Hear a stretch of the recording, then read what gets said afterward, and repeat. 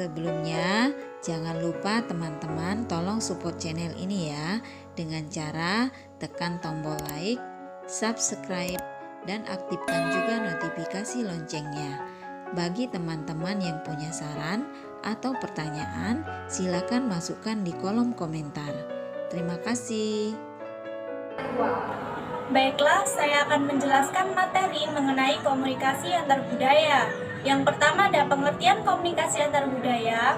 Dikutip dari Jan Paul 1999 memberikan definisi khusus tentang komunikasi, yaitu komunikasi merupakan setiap proses, bagian informasi, gagasan, atau perasaan yang tidak saja dilakukan secara lisan dan tertulis, melainkan melalui gerak tubuh, gaya, tampilan pribadi, atau hal yang memperjelas di sekelilingnya.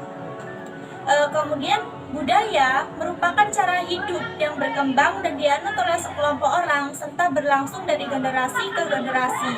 Sehingga di sini dapat diartikan bahwa komunikasi antar budaya adalah setiap proses pembagian informasi, gagasan, perasaan di antara orang-orang yang berbeda latar belakang budaya. Proses pembagian informasi itu sendiri dilakukan secara lisan dan tertulis, juga melalui simbol-simbol tertentu seperti bahasa tubuh, gaya, penampilan pribadi, dan hal lain di sekitarnya yang memperjelas pesan dan menghasilkan efek tertentu. Komunikasi antar budaya itu sendiri dapat terjadi bila pengirim pesan adalah anggota dari budaya dan penerima pesan adalah dari budaya lain. Sebagai contoh, komunikasi antara orang Jawa dengan orang Sunda dan lain sebagainya. Yang kedua, itu ada hakikat komunikasi antar budaya. Yang pertama ada enkulturasi. Enkulturasi itu mengacu pada proses dengan nama kultur ditransmisikan dari satu generasi ke generasi berikutnya. Kita mempelajari kultur, bukan mewarisinya. Kultur itu ditransmisikan melalui proses belajar, bukan melalui gen orang tua, kelompok, teman, atau lembaga keagamaan dan lembaga pemerintah yang merupakan guru utama di bidang kultur. Enkulturasi itu terjadi melalui mereka. Sedangkan yang kedua itu ada akulturasi. Akulturasi mengacu pada proses di mana kultur seseorang dimodifikasi melalui kontak atau pemaparan langsung dengan kultur lain yang mempengaruhi proses dan hasil keseluruhan dari komunikasi antar budaya. Nah, demikian tadi yang dapat saya sampaikan. Selanjutnya akan dilanjutkan oleh Saudari Bella. Fungsi komunikasi antar budaya. Secara umum, ada 4 kategori fungsi utama komunikasi, yakni fungsi informasi, fungsi instruksi, fungsi persuasi, dan fungsi menghibur.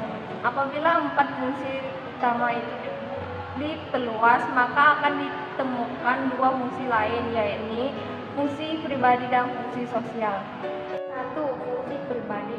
Fungsi pribadi adalah fungsi-fungsi komunikasi yang ditunjukkan melalui perilaku komunikasi yang bersumber dari seorang individu.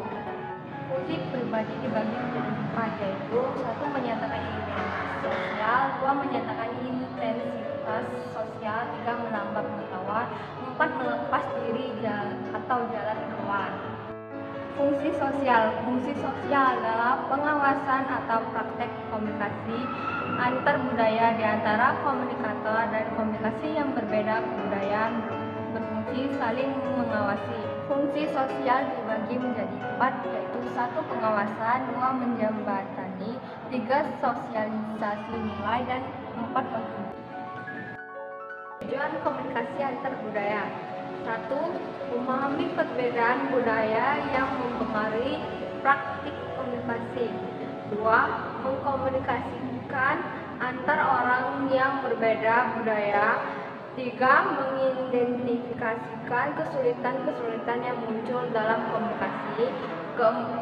Membantu mengatasi masalah komunikasi yang disebabkan oleh perbedaan budaya.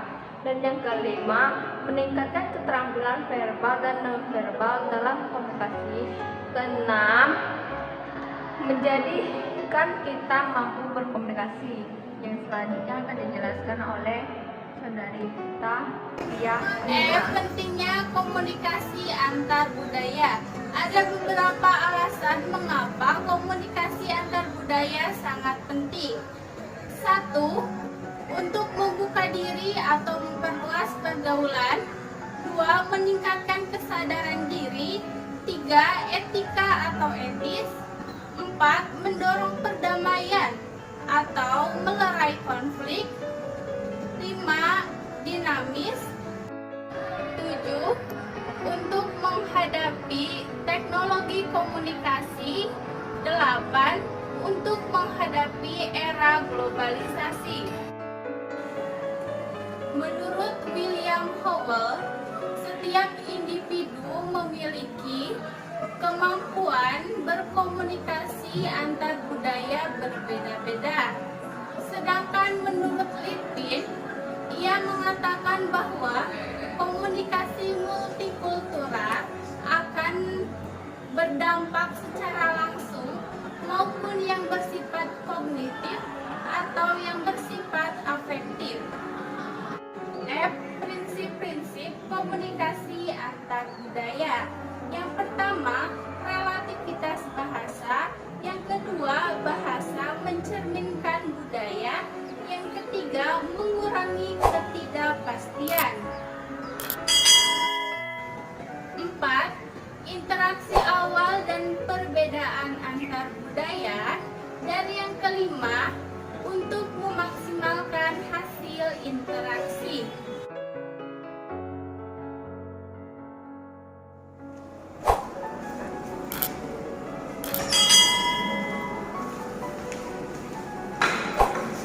Hai Bel.